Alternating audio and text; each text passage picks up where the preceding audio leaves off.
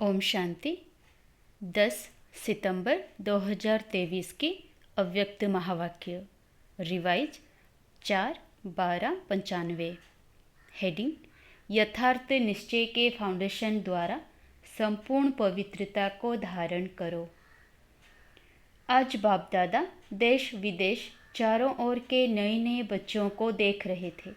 चाहे मधुबन में साकार रूप में आए हैं, चाहे आकार रूप में अपने अपने सेवा स्थान में आए हुए हैं, तो नयों नयों को देख बाप दादा सभी के निश्चय को देख रहे थे, क्योंकि निश्चय इस ब्राह्मण जीवन के संपन्नता का फाउंडेशन है और फाउंडेशन मजबूत है तो सहज और तीव्र गति से संपूर्णता तक पहुंचना निश्चित है।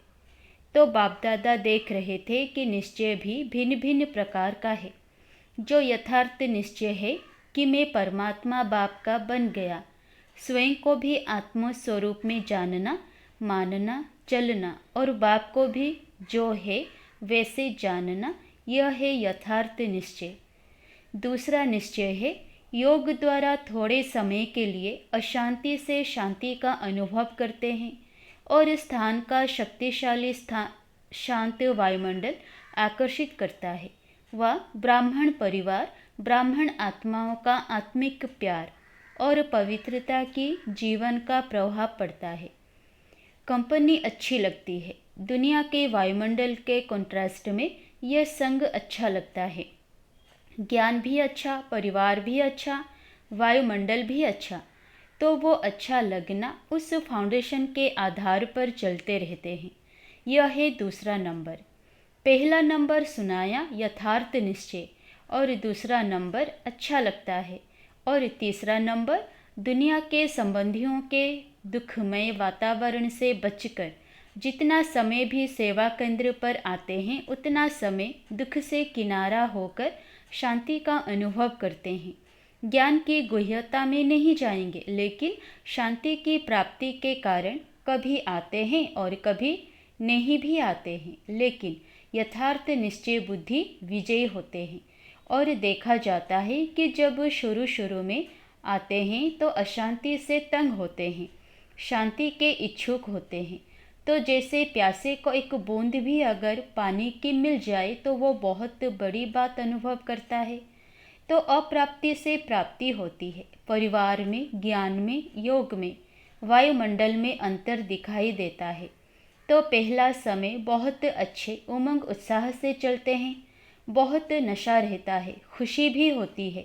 लेकिन अगर पहले नंबर के यथार्थ निश्चय का फाउंडेशन पक्का नहीं है, दूसरे या तीसरे नंबर का निश्चय है, तो धीरे धीरे जो शुरू की खुशी, शुरू का जोश है, उसमें फ़र्क आ जाता है। इस सीज़न में नए नए बहुत आए हैं और चांस भी मिला है, यह तो बहुत अच्छा है। बाप दादा को भी नए नए बच्चों को देख खुशी होती है कि ये फिर से अपने परिवार में पहुंच गए। लेकिन ये चेक करो कि निश्चय का फाउंडेशन पक्का है। हमारा निश्चय नंबर 1 है व नंबर 2 है। अगर नंबर 1 निश्चय है तो चलते चलते मुख्य पवित्रता धारण करने में मुश्किल नहीं लगेगा। अगर पवित्रता स्वप्न मात्र भी हिलाती है, हलचल में आती है, तो समझो नंबर 1 फाउंडेशन कच्चा है, क्योंकि आत्मा का स्वधर्म पवित्रता है, अपवित्रता पर धर्म है और पवित्रता स्वधर्म है। तो जब स्वधर्म का निश्चय हो गया तो परधर्म हिला नहीं सकता।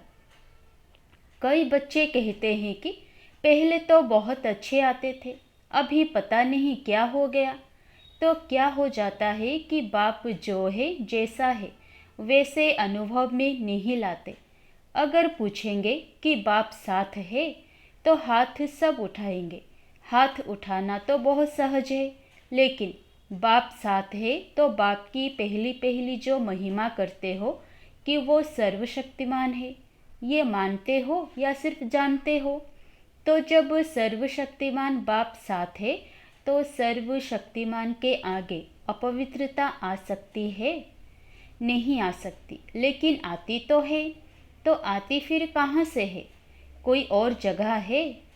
चोर लोग जो होते हैं वो अपना स्पेशल गेट बना लेते हैं। चोर गेट होता है, तो आपके पास भी छिपा हुआ चोर गेट तो नहीं है? चेक करो। नहीं तो माया आई कहाँ से? ऊपर से आ गई? अगर ऊपर से भी आ गई तो ऊपर ही ख़त्म हो जानी चाहिए। कोई छुपे हुए गेट से आती है तो जो आपको पता नहीं पड़ता है, तो चेक करो कि माया ने कोई चोर गेट तो नहीं बना रखा है। और गेट बनाती भी कैसे है मालूम है? आपके जो विशेष स्वभाव या संस्कार कमज़ोर होंगे ना, तो वही माया अपना गेट बना देती है। क्योंकि जब कोई भी स्वभाव या संस्कार कमज़ोर है तो आप कितना भी गेट बंद करो, लेकिन कमज़ोर गेट है तो माया तो जानी जाननहार है। उसको पता पड़ जाता है कि ये गेट कमज़ोर है, इससे रास्ता मिल सकता है और मिलता भी है। चलते चलते अपवित्रता के संकल्प भी आते हैं, बोल भी होता है, कर्म भी हो जाता है। तो गेट खुला हुआ है ना, तभी तो माया आई। फिर साथ कैसे हुआ? कहने में तो कहते हो कि सर्वशक्तिमान साथ है, तो ये कमज़ोरी फिर कहाँ से आई? कमज़ोरी रह सकती है? नहीं ना। तो क्यों रह जाती है? चाहे पवित्रता में कोई भी विकार हो, मानो लोभ है। लोभ सिर्फ खाने पीने का नहीं होता। कोई समझते हैं हमारे में पहनने, खाने या रहने का ऐसा तो कोई आकर्षण नहीं है। जो मिलता है, जो बनता है, उसमें चलते हैं। लेकिन जैसे आगे बढ़ते हैं तो माया लोभ भी रॉयल और सूक्ष्म रूप में लाती है। वो रॉयल लोभ क्या है? चाहे स्टूडेंट हो चाहे टीचर हो, माया दोनों में रॉयल लोभ लाने का फुल पुरुषार्थ करती है।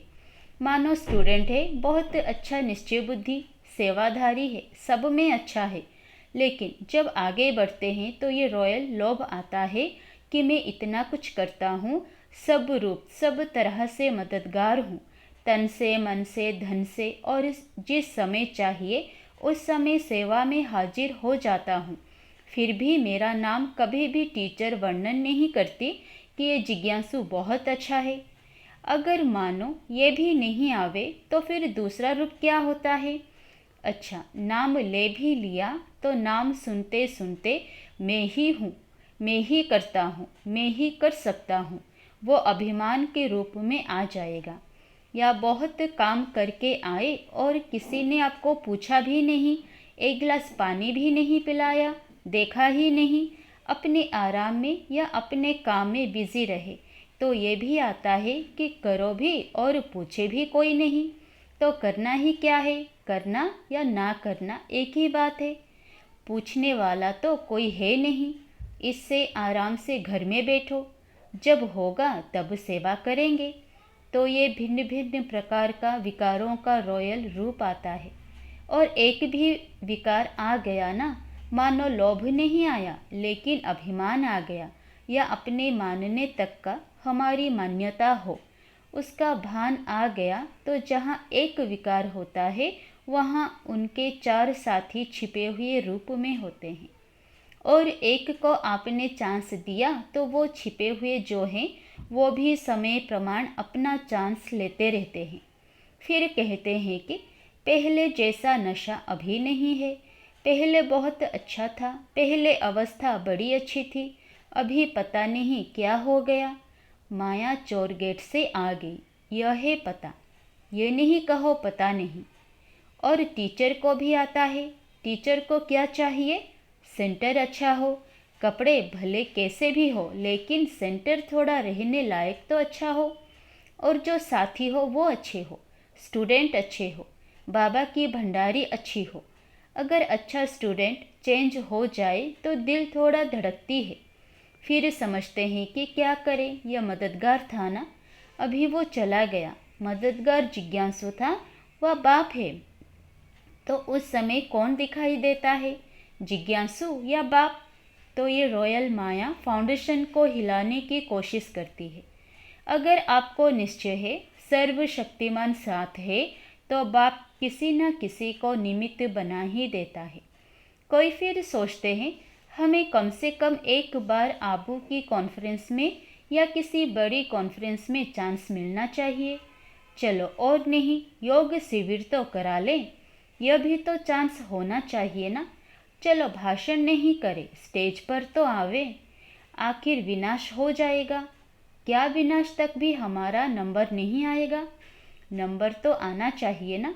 लेकिन पहले भी बाप दादा ने सुनाया कि अगर योग्य हैं, चांस मिलता है तो खुशी से करो, लेकिन ये संकल्प करना कि हमें चांस मिलना चाहिए, यह भी मांगना है। चाहिए चाहिए ये है रॉयल मांगना। ये होना चाहिए, ये हमें पहचानते नहीं हैं। दादी दीदियाँ भी सभी को पहचानती नहीं है। जो आगे आते हैं उसको आगे कर लेते हैं। तो ये संकल्प आना, यह भी एक सूक्ष्म मांगना है। लेकिन बाप दादा ने सुना दिया है कि मानो आप स्टेज पर आ गए या आपकी कोई भी विशेषता के कारण योग नहीं भी है, अवस्था इतनी अच्छी नहीं है, लेकिन बोल में, कैचिंग पावर में विशेषता है तो चांस मिल जाता है।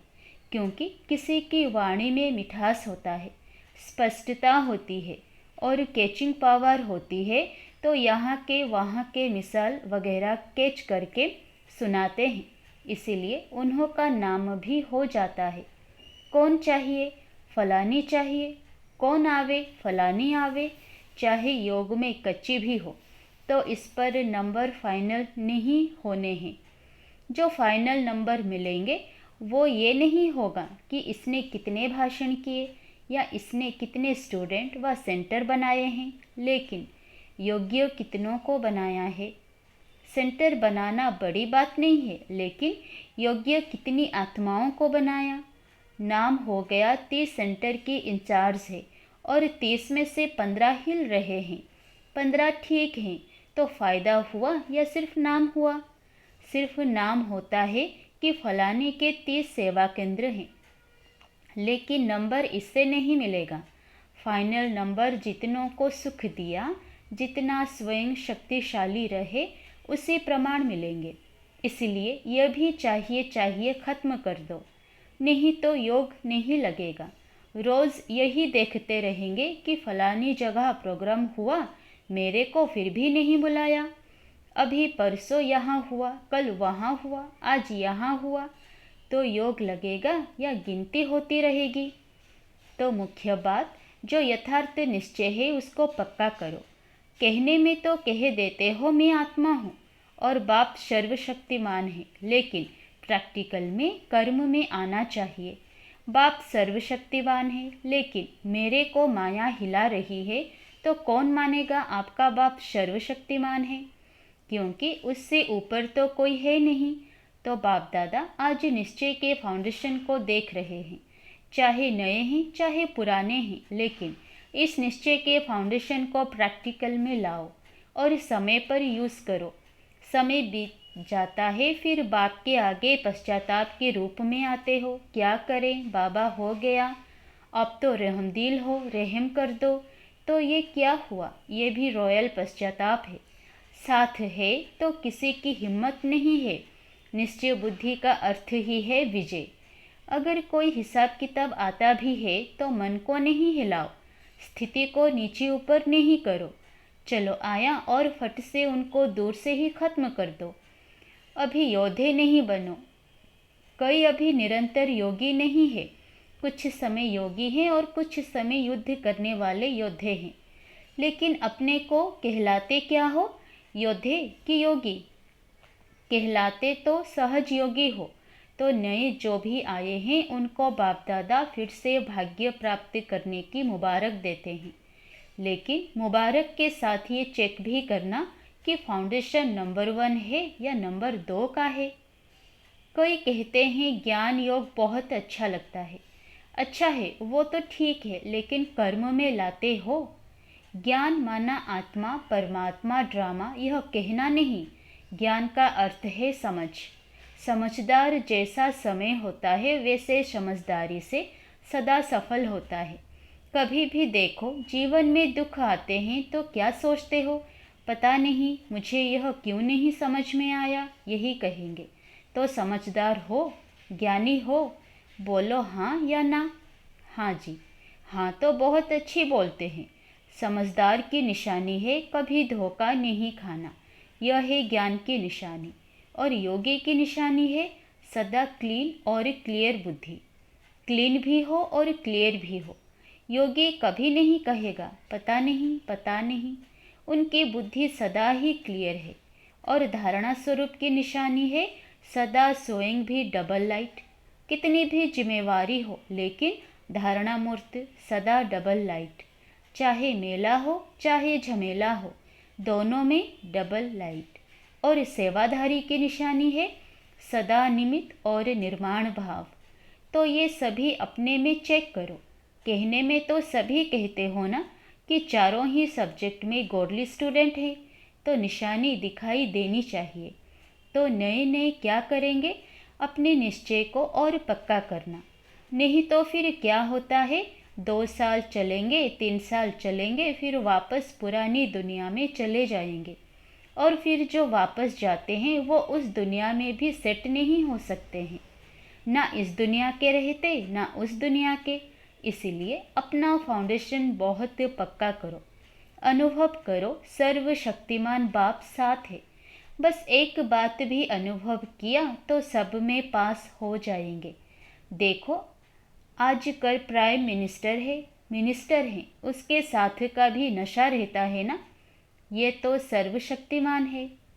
अच्छा, चारों ओर के सदा श्रेष्ठ भाग्यवान भाग्य विधाता को अपना बनाने वाले ऐसी श्रेष्ठ आत्माओं को सदा बाप दादा के श्रीमत को सुना और किया, ऐसे सर्व सपूत बच्चों को सदा सेवा में अचल रहने वाले झमेला मुक्त और परमात्मा मिलन मेला मनाने वाले सभी बच्चों को बाप दादा का याद प्यार और नमस्ते।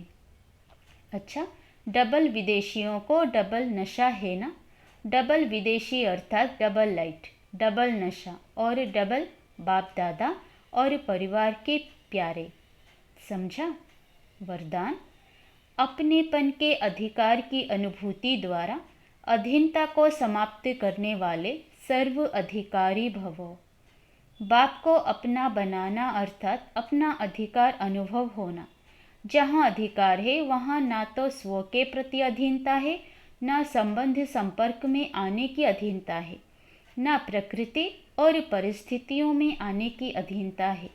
जब इन सब प्रकारों की अधीनता समाप्त हो जाती है तब सर्व अधिकारी बन जाते। जिन्होंने भी बाप को जाना और जानकर अपना बनाया वही महान है और अधिकारी हैं। स्लोगन, अपने संस्कार व गुणों को सर्व के साथ मिलाकर चलना यही विशेष आत्माओं की विशेषता है। अच्छा, ओम शांति।